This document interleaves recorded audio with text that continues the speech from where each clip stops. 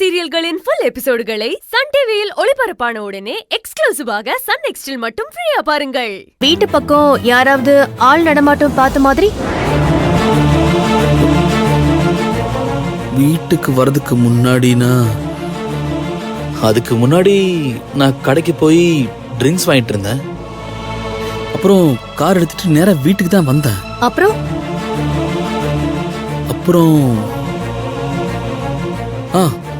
வர வழியில பக்கத்து வீட்டு செக்யூரிட்டி என்ன நிப்பாட்டி பேசினாரு.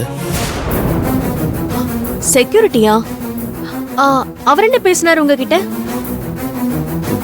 இல்ல, அப்போ நான் ஹெவியா ட்ரிங்க்ஸ் பண்ணிருந்ததுனால அவர் என்ன பேசினாருன்னு ஞாபகம் இல்ல.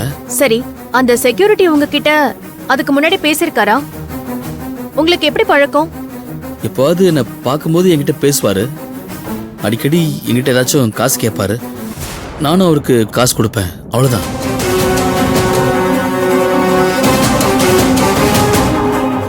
அப்போ நீங்க வீட்டுக்கு வரதுக்கு முன்னாடி அவர் அங்கதான் இருந்திருக்காரு. மேபி உங்களை பார்த்த மாதிரி உங்க வீட்டுக்குள்ள வந்து அந்த கொலைகாரனையும் அவர் பார்த்திருக்கிறதுக்கு வாய்ப்பு இருக்கு. மலர், கண்டிப்பா அந்த செக்யூரிட்டியை பார்த்து விசாரிச்சா நமக்கு ஏதாவது க்ளூ கிடைக்க சான்ஸ் இருக்கு. வா போலாம்.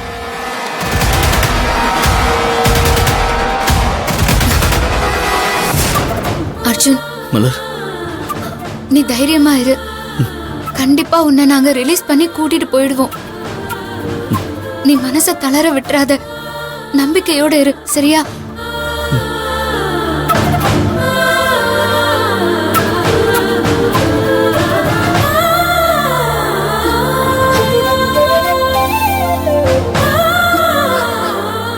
மலர், மிஸ் யூ மலர்.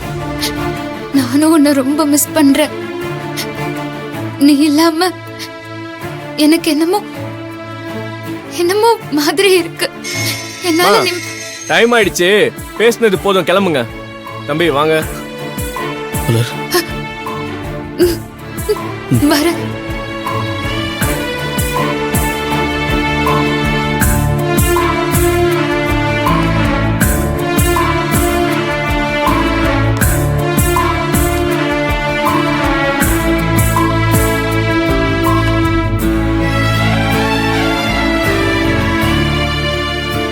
தம்பி வாங்க தம்பி.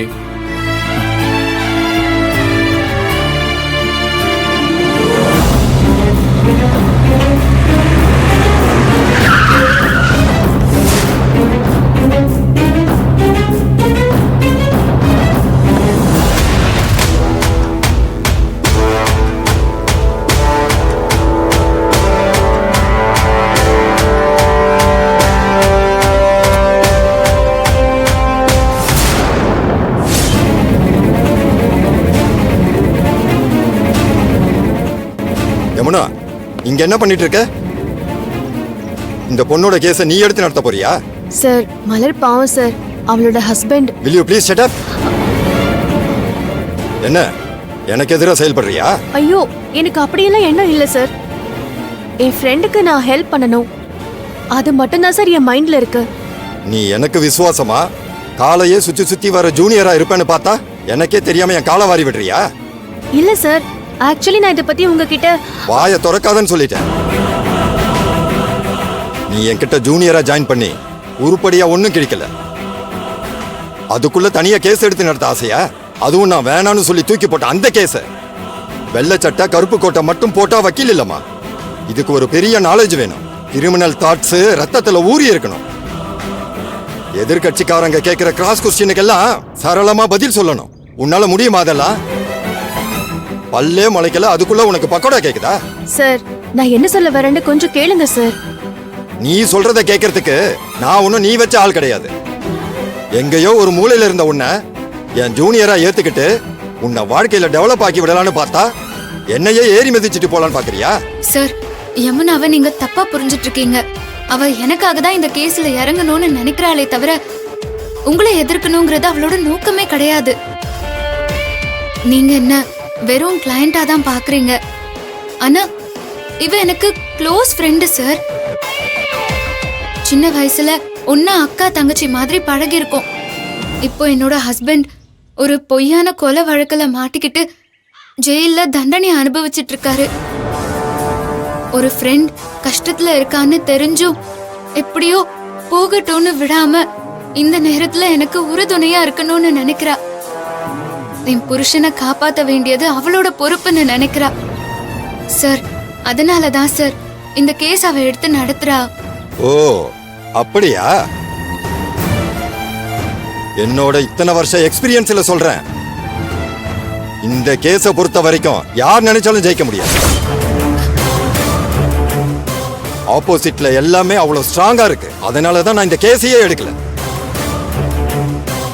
யமுனா, இந்த ஃப்ரெண்ட்ஷிப் கார்கோ ஷிப்னு சொல்லிக்கிட்டு அசிங்கப்பட்டு நிக்காத. ஒழுங்கு மரியாதையா இந்த கேஸை எடுத்த இடத்துலயே விட்டுட்டு வந்துரு. அதுதான் உனக்கு நல்லது. ஏதோ தெரியாம இந்த கேஸை எடுத்துட்டேன்னு சொல்லி உன்னை நான் மன்னிச்சு விட்டுடுறேன். சார், நீங்க சொல்ற மாதிரி நான் இந்த கேஸை விட்டுடுறேன் சார். குட். ஆனா நீங்க இந்த கேஸ் எடுத்து நடத்துங்க சார்.